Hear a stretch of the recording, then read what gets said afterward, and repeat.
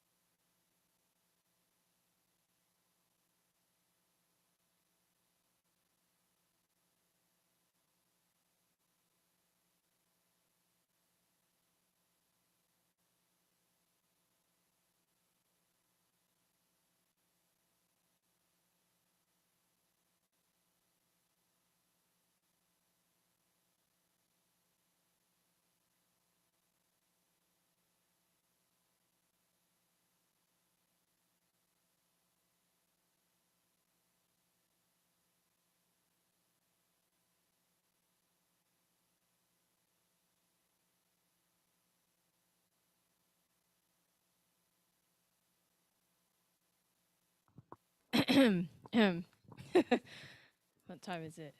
Oh, right on time. Hello, everyone. Yeah. We're probably gonna. I think we're probably gonna have less people. I know. Zach won't be here because he's playing an orchestra, and I'm not sure about Steven and Brian and the other people. But we're gonna get started. So, as you guys know, this month we've been talking about management and different things. Money management, investments, all the finances. So this week we'll be talking about how to buy a car and how to buy a house. So we have Paul Lai. He's a salesperson at Mercedes Benz in Princeton, and Frank Gonzalez. He's a real estate agent in Mercer County. So we're just gonna have a Q&A type thing. How we're gonna do it is the first half, Paul and Frank will just talk about everything to us, and then at the end we'll leave in any questions you guys might have. So my mom's gonna walk around and hand out something for how to buy a car. It's some like just basic points that my dad printed out, and also a piece of paper that you can write down questions and take notes if you prefer doing by hand. And I'm gonna grab pens too. All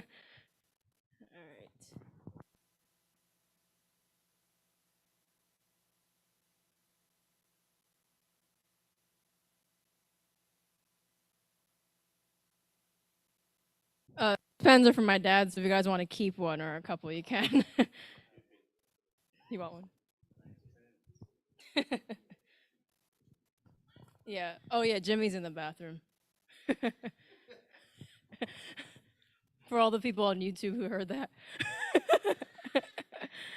And then once Frank starts, I'll hand out something so you can take notes on Frank. It's his headshot with his information and all the same stuff. So I'll let my dad go ahead.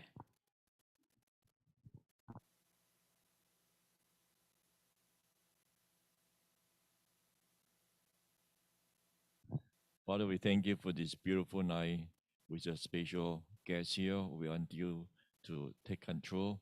Be with all of us here tonight. In your name we ask. Amen. All right, let me introduce myself. My name is Paul Lai. I started the automobile business in November 1989. So it's about almost 32 years already. Okay. And just give you idea, right? Back in 1989, there's a car called Yugo, Y-U-G-O, okay, 39.99, less than $4,000. So that you can buy a brand new car for less than $4,000. And there's one customer came in to buy 3 cars from me at that time. I only spent $12,000 for 3 new cars, brand new. They're from Yugoslavia, 2 door, very cute car. So you can see about almost 32 years ago, uh, car market is completely different. You can buy 3, 4, 5 thousand dollar car right there. Okay, just that you know that how long ago. All right, so I'm going to let you take a look at a printout sheet. Okay, the first one, do your homework. check the consumer report about reliability, safety, cost for future maintenance. You do not just want to go to the dealership and buy something without do your own study, okay? Because sometimes you go to the dealership, right, and in a car, you got a used car, you got a new car, and you have to find out the you, sometimes you look at this car, oh, so beautiful. But if you drive it, you look at it, could be could have issue. So you do a consumer report. We have they in a car business is called JD Power. Okay, JD Power. It means that, for example, Kevin, right? You bought a new car. After 90 days, they send a survey to you. Okay, how's uh, air conditioning? Is that good? Is there any issue with the power door locks? So you'll find out when you drive Toyota Camry, they'll ask you what is the whole thing. So if you read the JD Power consumer report, you know which car has more reliability and safety, crash, safety. So just do it, before you, purchase a car. So you go there, make sure you are well prepared. So number one, do your homework, check the consumer report about reliability, safety, and cost for future. There are some car, right, very costly. Like Mercedes, if you do a brake job, about $2,000. But if you buy a Toyota Camry, it could be maybe just $800. So you have to, maybe you can afford Mercedes used car, but may cost you a fortune to do a maintenance. Okay, so that's number one. Do your homework, do study a little bit. Number two, right? It's very important. You got to go for a test drive to know the performance, comfort, quiet, noisy level. Now, of course, right now, gas price, you're not going to find anything under $3 anymore. So if you look at a lot of cars, or this car drives good, maybe V6 engine, V8 engine, that means it's going to cost you more money to fill up gas, each tank gas. Some people just told me they just put $90 for the minivan for the gas. So that's expensive too. So you need to find out when you test drive, right? Wow, this car is not good for my family. My family wants a 200 pound, one 300 pound. So you need to make sure that you're comfortable, label they are good, and so this way you can see uh, the quality, reliability. Okay, and sometimes the sports car, right? You here realize some sports car, right? They are real wheel drive. That means you cannot drive in the winter. Okay, for example, you get a Chevy Camaro or Corvette. You if you drive in the winter time, snowy day, you're gonna be stuck right there. Call ambulance or call something. Yeah. Okay, so it's very important to know, the vehicle you're going to purchase. Okay, and are they too noisy or is that good for long distance? Okay, so this make sure you test drive it, because if you don't test drive it, you can look at this car. Wow, so beautiful, but it's not enough power. If you live in a Pocono, right, and you can even go up with everybody, it's under power. Okay, now number three is very important, the buying the cars, I put down the truecar.com. This will give you a idea of what's average. For example, there's a Honda Accord out there. Okay, sticker price about $20,000. If you look at the truecar.com, depending on what area code, maybe from 0A, 64A, average people, they pay 19.5, okay, like $500 off. The other area, maybe in New York City, maybe they pay $2,000 more. They can ask for more money. So you just do a little bit study, find out what's the value. You don't want to just go there, right? And you have no idea how much they charge you. So look at a TrueCar.com will give you some idea how much average people they buy. Okay, KBB will give you idea about a used car value. Okay, for example, Jonathan, you drive the a Honda Accord, okay, and this used car dealer like sell for example, $10,000, okay, and could be 85,000 miles on, and you look at a KBB.com, it's only worth about $5,000. Okay, how can the dealership charge $10,000? So there's something they want to make money, but you can take a look at negotiate, give you idea from KB carry book. The KBB stand for carry book value. Okay, so this will give you idea. Uh, are they overcharging you, or they are fine? So you can start negotiate a bit. Now the other one's important to know the Carfax. Okay, you need to the Carfax give you the repair history. Okay, the maintenance history, and if they show any accident. A lot of used car dealer, you buy a used car, they don't disclose anything. Oh, no, it's no problem, no, all good. But when you ask them to provide the Carfax report, some people they don't want to do it because they know had accident before. But you want to see it. Yeah, if this car only costs $1,500, right, you don't have to worry about anything. Because it's so cheap. But if you want to buy more than $10,000 used car, I would recommend you to get a Carfax report and get all the detail. So this way you have to spend fortune, in the future. Okay, so this is the Carfax. It's very, very important, and don't be afraid to asking the repair record. It's very important. You want to see that this car maintenance properly. Do they change oil once every 3 months? Or they don't even change oil at all. Keep on driving. So you have to see those history. And then sometimes I'll tell the people, like, open up the engine. If the engine looks like a garbage can, like, that kind of not well taken care of at all. Okay. All right. So number 4, right? It is also important. Get a few quotes from a few dealership. Okay. For example, Frank want to buy the Subaru, maybe Forester. Okay. And this dealership in Trenton, for the same price, maybe $26,000, sell for $25,000. The one for example, in Framingham, $25,000, sell for $2,000 less. So you need to find out what is your, what they want to sell. So you need to do a little bit comparison, because every dealership they work differently. Sometimes they would they'll charge you a lot more money than the other one too. So do a little bit study, and also you need to compare, right? They give you a true value, because sometimes the dealership give you the money and you go there, right, sign a contract with different story, add a lot of add-ons. Okay, or with this car we put the door edge guard, we'll put a windshield, other stuff inside. So just be careful. So just make sure get a comparison price from the dealership. Okay, and then you have to get a few quotes. Don't just go there and then buy from them. Okay, and now number 5, right? Go or ask somebody that can assist you if you are not good at negotiate with certain dealership. So what happened? This happened to a lot of ladies, right?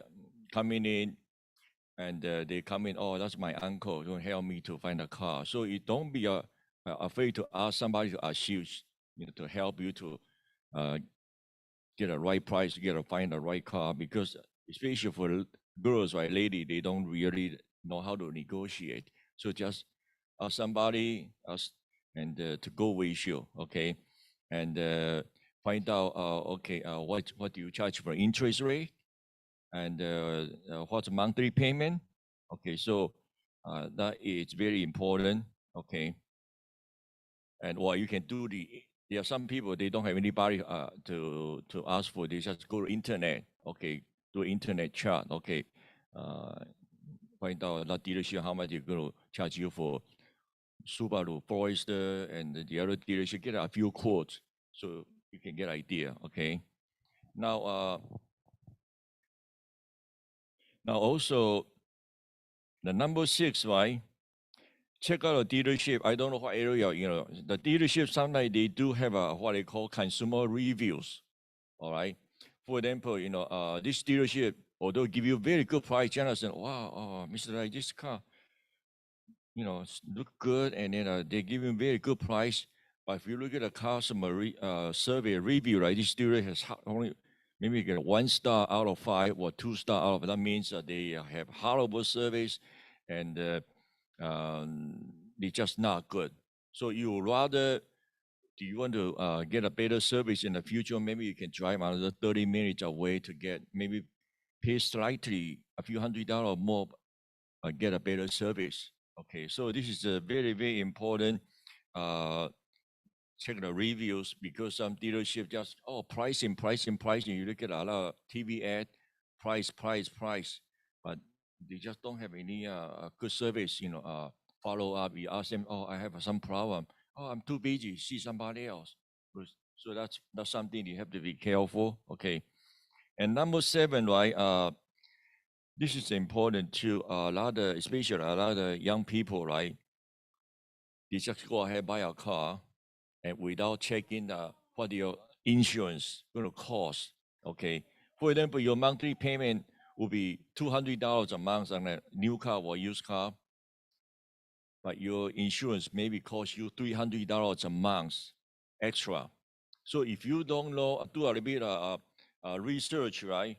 And they already make commitment and end up, you just can't afford a car anymore, because this is especially in New Jersey, if you're under 26 years old, 25 years old, single, the insurance is very expensive, and also go by the zip code too. Okay, so find out what is insurance going to cost you. Otherwise, you're going to get stuck. Right. And then the other thing that I put right here in the note, right? What is your monthly budget? Can I afford $300 a month? More? Or okay, so if the dealership call you, oh, this car is about, if you put a couple $1,000 down, your monthly payment $300 a month. But if you get a quote from insurance company, another $300 on the top, so you end up paying $600. So you have to be careful. If your budget only $300 a month, and your income, you cannot afford more than $500 a month, because insurance. So if insurance, you're going to check it out. What's my insurance going to cost me per year? So that's something, be very careful. You get a quote from dealership, the monthly payment. If you don't do your insurance search, right, cost you a lot of more money. It's not worth it.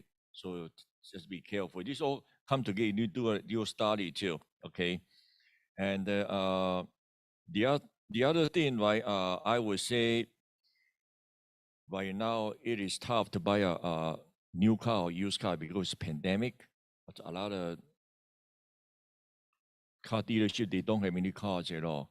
So right now, if you want to buy a car, you better check many dealership, okay? Because you may end up pay a lot more. If you cannot wait, for example, your car, right? The mechanics, and you need brakes, you need transmission service, you need new tires. Going to cost you $4,000, okay, to do it. And what do you want to do? You want to buy another used car, trade it in. So you need to know what you're going to do, because right now with pandemic, just like same as a house, right? Not too many houses right now are available because the shortage of supplies. So same as a car, right? It's a chips issue.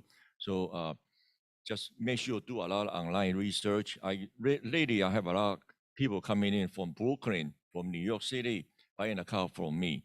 Because they don't, in New York City, they have no car around. I told them I have something coming in. You have to wait for a month, 6 weeks, 8 weeks.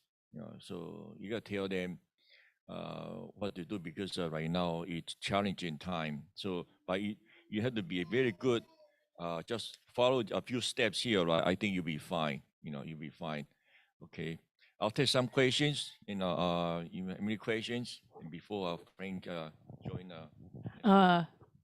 Just so people online, if they are online, if so they can hear our questions, just like let me know, and Jonathan or I will hand you a microphone. Okay, Bree, you got one. Giving me extra steps. That's good.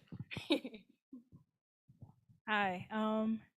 I was wondering, would you recommend leasing or buying? Okay. Leasing or buying is very good question. Okay. Now, lease also you need to find out whether are you going to keep a car for 3 years or you're going to keep a car for a long, long time. What's going to happen, right?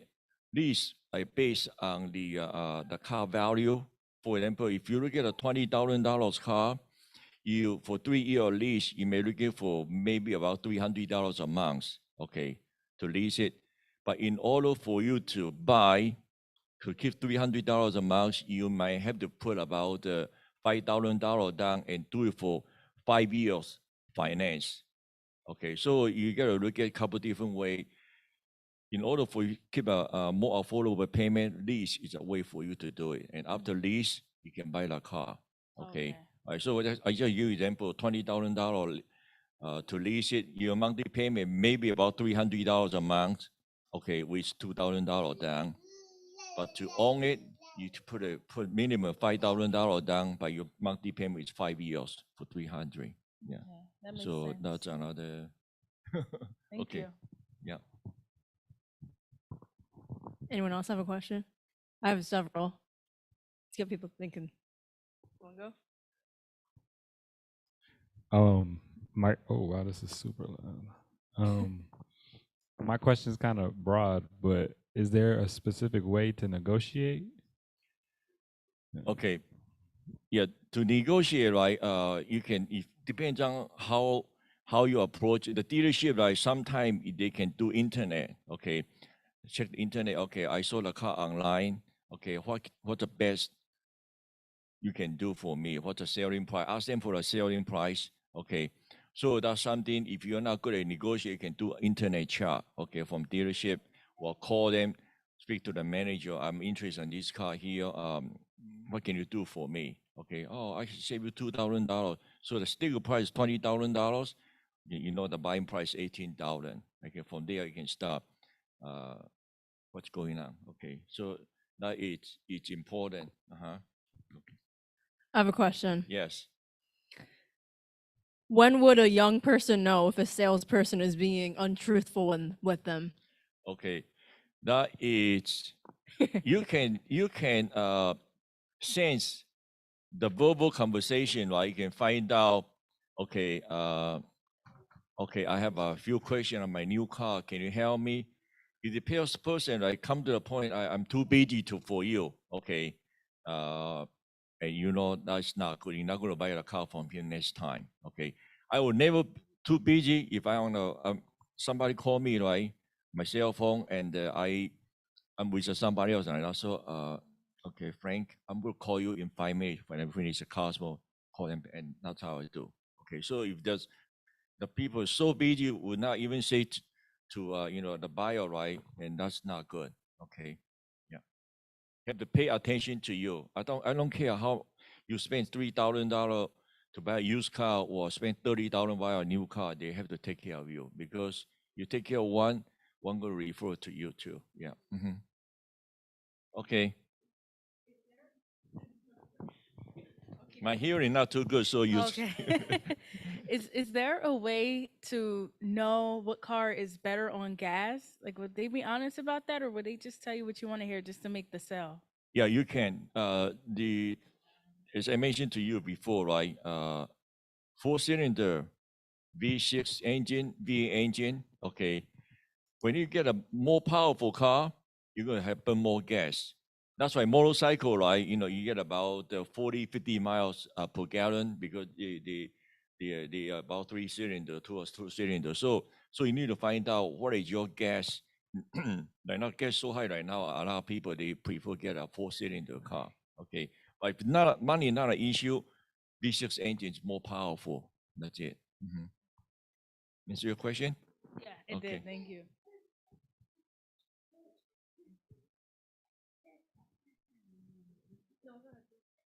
Think about it. Do you have a question? Okay. Don't be shy. Oh, what in your opinion are the best cars to get, like for our economy? Like, what's better as far as For family, yeah. okay. What's going to happen? That's why you need to read a consumer report. Okay. Now, family, you need to get.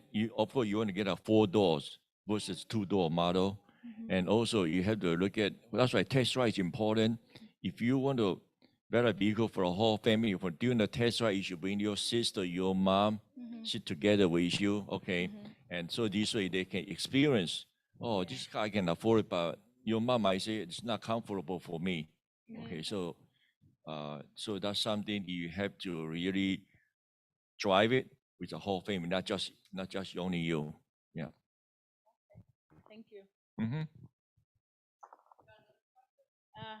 I'm thinking about it.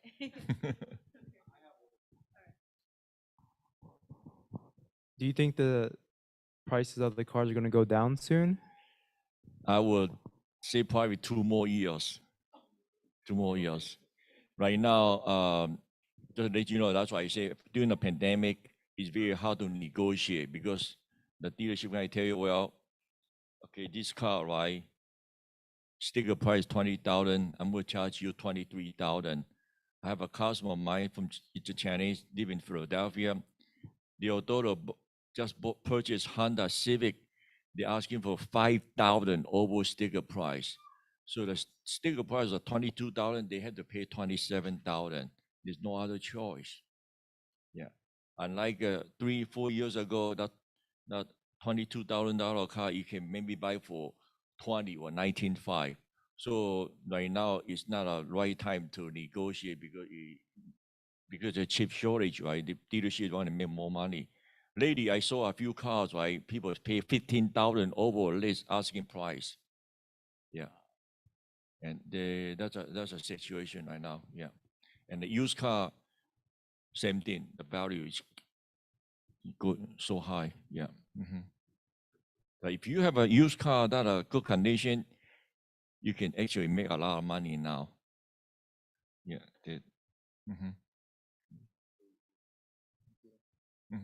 So I think a couple more years, Frank. Yeah. Right now, it's just you don't see any good for the new car or used car. That's good to know. Any other questions? No? All right, everyone give Mr. Lai a round of applause. Okay. Yep. And also, I put down my phone number in a bag. If you any question, you don't have to buy Mercedes, but if you go to other dealership, have any question, my name, my cell phone number, you can just call me. I can help you, give you some guidance. Okay, so it'll be a used car like you drive it, test drive it, you like the one you like to buy, and then the salesman give you a hard time. If you want me to help you, I can give him a call. It'll be good. Okay. Yes, young lady. Okay. So compared to Teslas and Mercedes also have that electric car. Yeah, this Are they very compatible? I know it's happy for you. You cannot say any other. yeah. better Why? than Why? you, But I right? can tell you the truth. Right? I personally went to training, drive the Mercedes they call EQS, Yeah. and the Tesla, right? S model. I can tell you, the Tesla interior looks like Home Depot materials. Uh-huh. It's very outside looks nice, but for the sitting inside, it just not even close. You come to the Mercedes showroom on the EQS, it is unbelievable. Price wise, this is compatible. The price Mercedes are a bit higher, okay. Uh-huh. But if you look at it sit inside, it's completely different. The Mercedes right now only have one EQS, but the Tesla have several models. You get M model, X model, and the other, small size SUV. And but we don't have in the future we're going to have a more small model available, but they're now only full size sedan. Okay. So you can foreseeing it's going to be more popular for the electric car. Electric car is not for everybody. I have a lot of clients. They just don't want to charge plug-in this because you charge on even a Mercedes supercharge for 30 minutes will get you not 300 miles. But some people they just don't have a time. They just want to go to gas station and go. So it's not very convenient to a lot of people. You go home just like a cell phone. You need to charge every night. Okay, so if you want to drive a long distance, you make sure your garage has special what they call 200 amps, charger at home. Otherwise, you're out there going to charge you about 11 hours or 3 days before you can drive another 100 miles. So right now, electric car are now real popular for a lot of people. They plan for a long trip. It's not popular at all. But for local driving, it's fine. It is no emission at all. Yeah. Okay. And then, okay. So when we purchase a car, right, there's always you can, there's a core, a ticket price. Mhm. And then there's another secret price. What is that? Like, what is really that? Like, what is the, like, how you tell, like, what is the manufacturer price, Mhm. right? The ticket price usually is much higher than the. Okay. Now to answer your question, right? Because with pandemic right now, okay, the dealership allowed to charge you a just market price. Okay, they don't have an honor manufacturer suggest price, what they call MSRP. Okay, but my dealership, like if people bought a car from me, a few cars, I only charge you sticker price. Okay, I will not inflate the price. Okay, but there are many dealership, they already this car this for $20,000, and they add the EPA fee, one of those garbage stuff, and will charge market adjustment, market price for $5,000 or $7,000, so you have to pay for it. You don't like it, somebody else going to pay for it. That's how they do. And right now, there's no consumer protection right now because the dealership they can do whatever they like to do. Unfortunately, that is a situation because pandemic chips issue. They have to make profit. Yeah. Okay. So Yeah. once the pandemic, let's say, back to normal, so it would be more Yes. reasonable. Yeah. Once the chips, I answer Frank, right? Give about 2 more years, and every manufacturer catch up with the chip shortage, you'll be okay. Back to the sticker price where you can negotiate. Okay, can you do $2,000 less, $3,000 less? You can do that. Yeah. Okay. But I think it's 2 weeks away, 2 years away. 2 years away. Okay. Hold on it, everyone. Thank you. Thank you. Let's give him another round of applause. Yay. And we'll switch and have Frank come up and all that.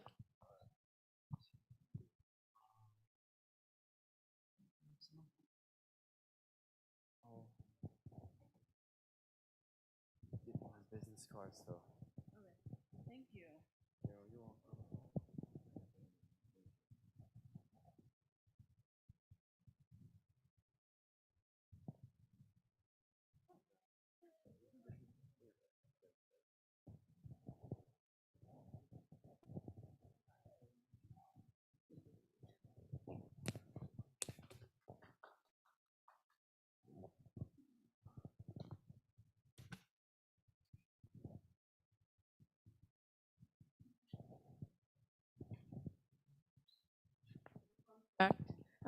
Me and Frank went to high school together. We ran track and cross country as well. So we go way back. Yes, we do. A lot of funny stories. Almost like 10 years, right? Yeah, now? almost. About 8 years ago. That's crazy. As you guys know, my name is Frank Gonzalez. I'm a real estate agent over at Diamond Homes Realty in Hamilton, New Jersey. It's off of Route 33. Yeah, I don't know if you guys are familiar with the area. There's a Halo Pub there. It's in that shopping center. Yeah, so I've known Joyce for like 8 years now since high school. We ran cross country and track. So I'll give you a brief summary of the market right now. Like same thing with cars. It's hot sellers market, low inventory. So sellers are getting top dollar for their homes. I don't know if you guys know, but the Fed just raised the interest rates now, so they're above 4%. So now as rates are going up, they're kind of kicking buyers out from what they can qualify, because with rising interest rates, also the mortgages go up as well. So with lower interest rates, you qualify for more. Higher interest rates means you qualify for less. So let's start. So the first step is getting pre-approved from the bank. I recommend you guys speak with like a mortgage lender. Go with like not like the Wells Fargo or Bank of America, but like someone somewhat smaller. I have a couple that if you guys want, I can give you guys their names and whatnot, and they can help you guys get pre-qualified. So you go to them, and then they're gonna ask you for your W-2s, past 2 years W-2s, your past 2 months bank statements, your past months updated pay stubs, and then once they get all those documents, they'll see how much you guys can qualify for. And then the 3 loans you guys can get is FHA, conventional, and VA loan. The VA loans are only used for veterans or people that are in the military, so people that are like Marines, armies, and all they have to put down is 0%. They don't put anything down. I believe they only pay for the closing costs, and that's about it. And then the FHA loan, you only put 3.5% down. That's what normal first-time home buyers use. And with that, and then the other loan, there's a conventional loan. That one you can put as little as 3% as well. But the credit score is a little higher. I believe it's like 20, 30 points higher than FHA. So that's why most people go with the FHA loan, because their credit score doesn't have to be as high. And the next step would be to pick a real estate agent, which would be me, of course. And then you guys can start the home buying process. Then you guys will get the agent. The agent will set you guys up with an auto email, meaning that any house that comes on the market, you'll get an email directly, either in the morning or night, letting you know once the home comes on the market. And then you start looking at homes, shopping around, you put the offers in. So the agent's job is to write the contract up for you guys. And then from there, he's gonna help you guys put the offer in and everything. And then if the seller likes the terms, where you come in at, when you guys want to close, if you guys are using cash. So if you guys are using cash to buy the home, you guys don't have to get a loan. You guys are fine. All you have to really show is the money in the bank account, like a screenshot of the money in the account.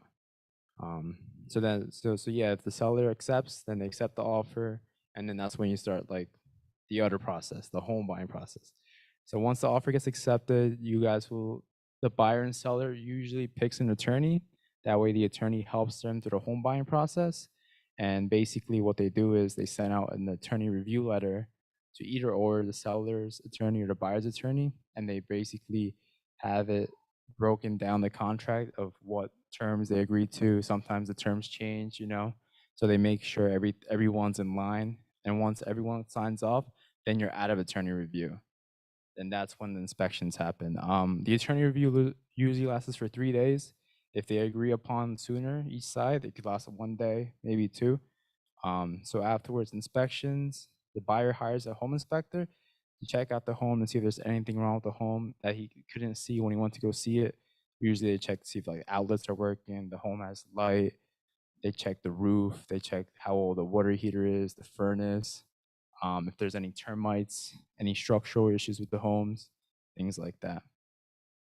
And then after that, the inspector will send the inspection report to the buyer, and then the buyer will look through and then ask the seller if they can repair those items. So let's say like their house needs a new roof. Normally I tell my clients to ask the sellers for a seller's credit. That way the seller gives them money at the closing table. That way they use that money, let's say like $5,000, so they can go and use that to fix the roof themselves. Because usually if you want the seller to do it, they're going to try to do it the quickest and cheapest way. So it's better if you get the money at the closing and you take care of it yourself. That's what I've learned. Yeah. And then so you either get money to fix the issues that come up in the report, or the seller fixes them themselves. So they're like small little issues, like say the outlet needs to get fixed, or a light is out, then yeah, you can have them. But any like big ticket items, like a water heater is gone, the furnace needs to get replaced, things like that, I'd ask for a seller's credit. That way the seller gives you money at the end, and then you use that yourself to go fix the problem. So while this is all going on, you're going to be working with the lender. Once your offer gets accepted, you'll notify the lender as well, letting them know that the offer is good to go. and then they're going to be working on getting the mortgage commitment. So once you get the commitment from the bank, that means you're good to go and you're ready to close. The bank reviewed all your documents. They might have asked for a couple more just to verify, and then that means you're ready to go. And then while also in this process, you're going to be working with a title company. The title company's job is to make sure the home is clear and free of no liens or that there are no liens or anything bills against the home. That way the home is clear of title once you close. And then they also get the CD ready. So the CD is a closing document, closing disclosure, and that shows like how much the buyer and seller are paying each. So you'll see what the buyer is paying, like in regards to like the title company's costs, pulling up the title, making sure it's clear. And then you also see like how much the buyer's paying the attorney, what the commissions are from the buyer's agent and the seller's agent, and all that. Afterwards, once a mortgage commitment and CD is ready, then you guys are good to close. So usually the buyer's agent will schedule the closing. Usually do it on I usually do it on Fridays. That way everyone's on a good start, happy Friday. And then the closing usually takes place at the title company as well. And then someone from the title company will meet with the buyer, go over all the documents, letting them know what they're getting themselves into. They're going to have the loan for 15, 30 years, whatever. So, and as soon as everything is done, you sign, you guys exchange. The seller gives the buyer the keys, and then the home's yours. And then you're a homeowner. So I hope I could explain it good. I know it's a lot of stuff. I try to do as brief as I could. So if you guys have any questions, let me know.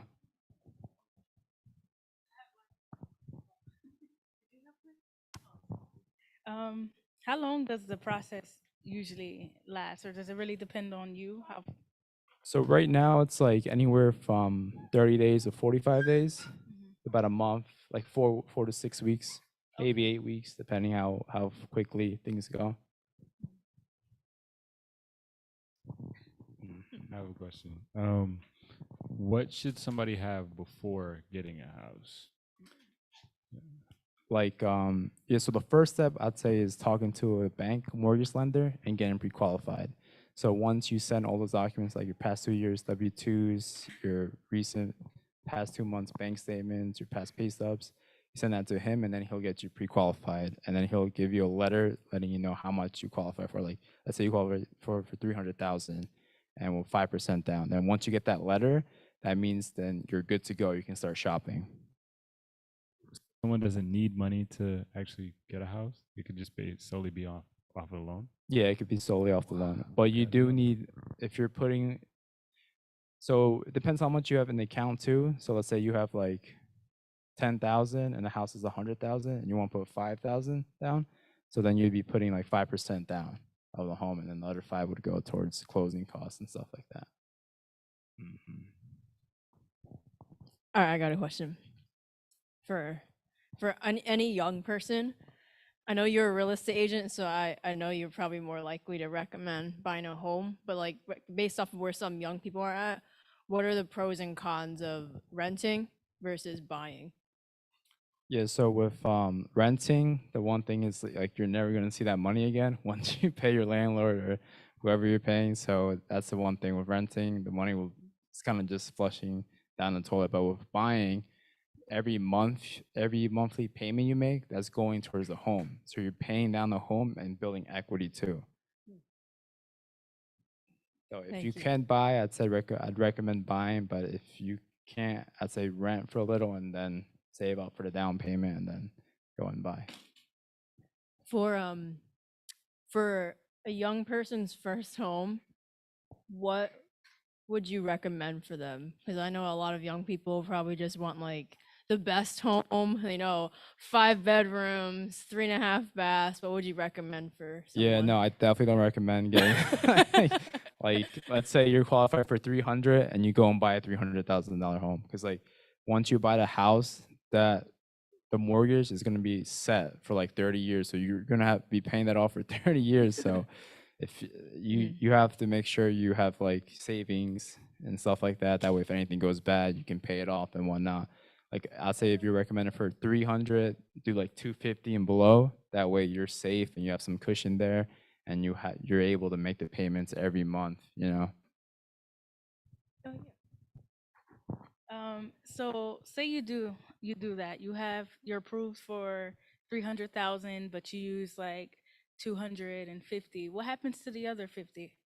Then you just don't use it. You just get a loan for 250 and that's it. Okay. You don't have to use whatever the max they give you. A lot of people do, but I'd recommend not doing that because if something happens in the future. Hi. For the military, so you said for the military it's like 0%. Just Yeah, it's no money down, and I believe you just pay closing costs for the VA loan. He was in the Marines. Oh, okay, Yeah. nice. Would you say anything specific for him since he would he would count for the military? Yeah, I believe since are you active right now, or you're out? Yeah, you should look into it and see. I think they need something from like once you got out, like a paper saying you were in the military, and then they'll be able to give you the loan.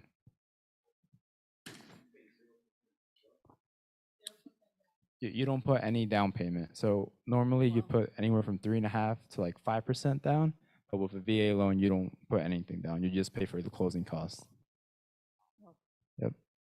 What would you say for any young adult, whether they're watching online or will listen to the playback of the video?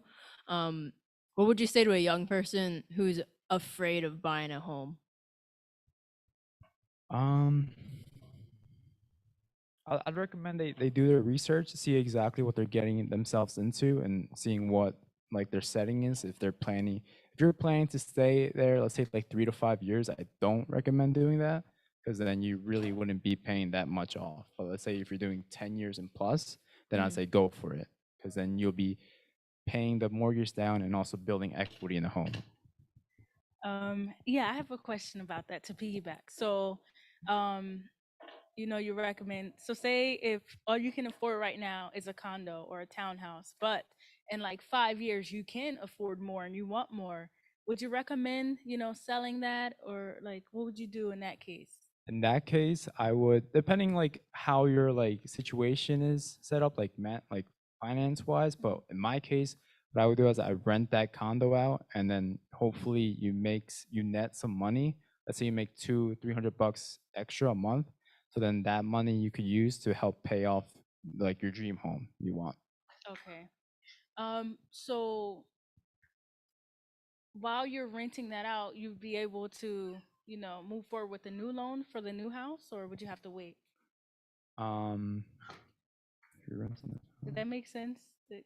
Yeah. I can reiterate it. No, you can get another loan if you want. The only thing is you may have to since it's not going to be your first home, You have to qualify for both? you may have to put more down. It'll be known as like an investment property. Okay. Yeah, so would you have to qualify for both of those loans, like the remainder from the previous plus the new one that you want? No. So you just get another loan. Okay. That's the thing. You let them know you're going to rent that one out, and basically having that rented out will cover that loan, and then it'll be like a separate one. I get it. It'll be two different ones. They won't be combined. Anyone else have a question? For the actually young professional, what is your recommendation on like the percentage of their like how big what is like it's not over budget, like from the budget standpoint, what is your recommendation on like let's say if the person making 100,000 a year, what is the percentage they should using to purchase a home? I mean, in addition to the down payment, right? Let's assume they already have some down payment. Is that some formula you kind of like, okay, that is my income, this is a percentage. What percentage of the income I will use to pay mortgage? So it all depends on how much the individual has saved up. Let's say they have, I don't know, like $50,000 saved up, then they can. Let's say that usually you pay down 5%, right? Yeah, Which is, 5%. Well, you allow you to get a home. And so what is that? There's a formula, like a 30% of your income you should spend. Yeah, or so basically, the 50%. more money you put as a down payment, the less your mortgage will be. So if you pay like Mhm. half of it off, it'll be half off and stuff like that. So the more down payment you put, the less your mortgage payment will be. Yeah, yeah. But do you have some kind of formula or standard, like Like a calculator? recommendation? I have a calculator if you want. That No, not the calculate. calculation. It's just like overall, like a first time home buyers. Let's say I know I can put down, my parent can let follow that down payment. Then what is the mortgage shouldn't, like what percentage of my income should go to mortgage? Maybe 1/3 of my income. Okay, It's like I what is understand that? now. Yeah, I'd say like 1/3. 1/3. It Okay. your mortgage payment shouldn't be more than half of your. Yeah, that's what I trying to ask. Is there any guideline for this young professional? So if you make like let's say you make 4,000 a month, I'd say recommend don't going over more than Mhm. 2,000 a month on your mortgage payment. Like Okay. 2,000 be your limit. That way you have money Okay. saved up Thank you. too. Yeah, Yep, that's no problem. the question. No, no, no.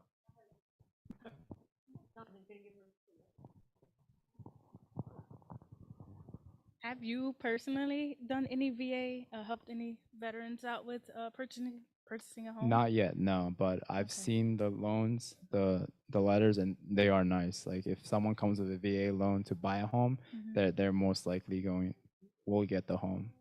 Okay. All right. I might have your first your first couple. Okay, You were in perfect. the army, right?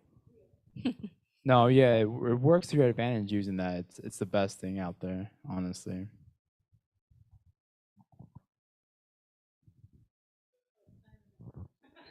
I'm sorry. Do you only cover the Mercer County area, or are you a I little more do expanded? I do all of Jersey if you wanted to. So Okay. I don't know what area are you were Like you? South Jersey? Yeah, I do South Jersey. Or do you? Well, you said I was gonna ask if you just stick to certain counties, but you say you do pretty much all of Jersey. Yeah, I can do all the way down to like Blackwood, there Okay. like Cherry Hill, Okay. Mount Laurel. All right. And what about like the Heightstown area and further, like Monroe? Yeah, I can do Monroe too. Monroe, Heightstown. What town specifically? Just generally asking, because I know I spoke with another realtor, but he was only limited to Mercer County and Burlington County, so he couldn't go past Okay. that little bracket. Okay. Yeah, I'll go wherever you're looking to buy. Answer.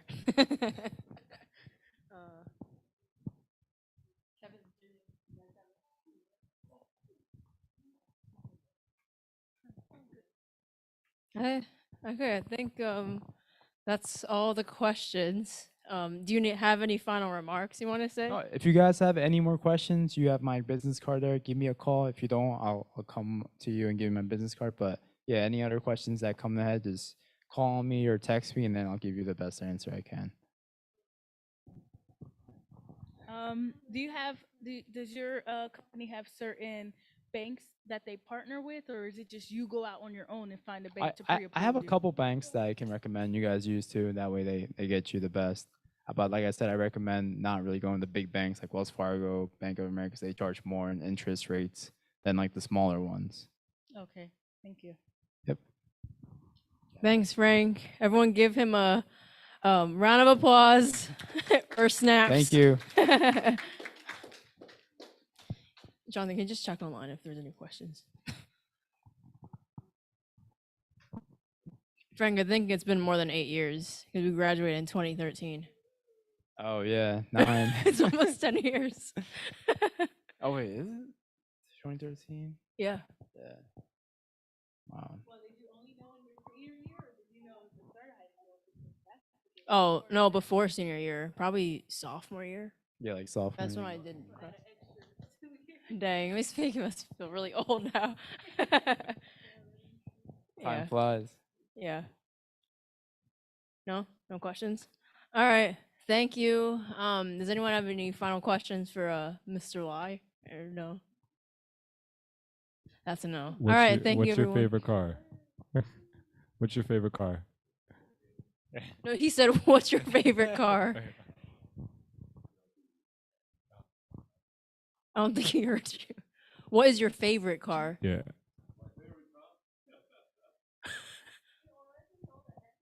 Not a Tesla.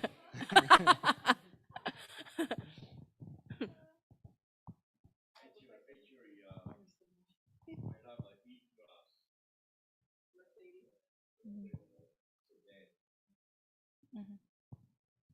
Do you know the correct pronunciation for Mercedes? Do you know the correct pronunciation for Mercedes? Oh. Do you know the correct pronunciation for Mercedes?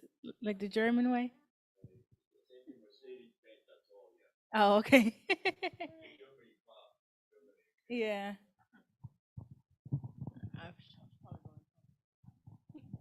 Well, thank you everyone for participating. And if you guys have questions, you have each person's information. And if you watch this online, feel free to reach out to us and we'll get you their information. Have a wonderful night. Have a great weekend and happy almost end of March. Yes.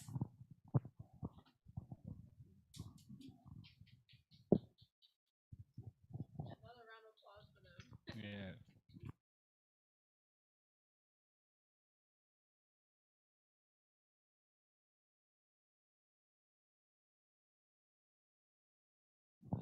Just an announcement, tomorrow from 2 to 3 p.m. here is our self-defense class with Coach Jared. He's from Title Boxing East Windsor. He'll be teaching us stuff on how to defend ourselves from a grab, a punch, a choke, all these different things. The cost is going to be $25 via Venmo. All this money is going to go straight to Jared to support him and just his talents. He was in the Army, National Guard. He's an undefeating rising boxer, and yeah, he's great. And also, if you guys are interested in the April Passover Cedar meal, that is on Friday, April 15th. The RSVP is next week on March 31st. So on Faith Life, it has the RSVP link. It's going to be $10 a person. Obviously, it won't charge for Vila, which unless she eats like me. I don't think so.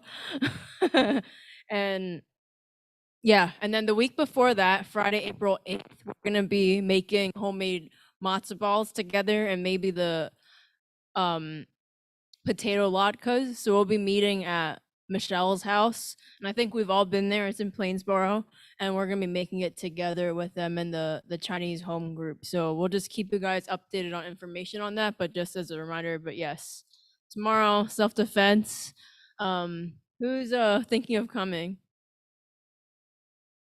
Alex, Kevin, Jonathan, Joyce.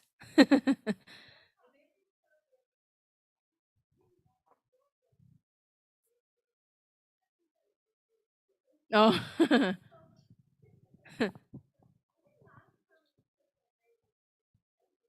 It was the day after the snow. Yeah. No, he takes it by Venmo. 2. Yeah. Yeah, he's taking it by Venmo. So tomorrow, well, we already have everything printed. There's a little bio of him, and then we have a document printed with his QR code, so we can just scan it right away.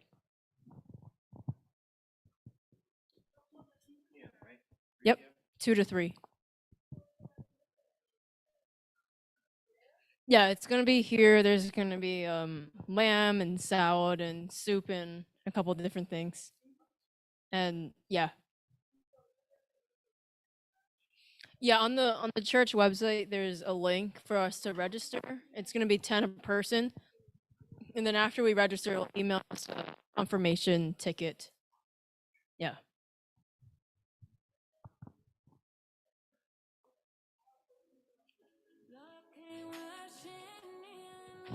I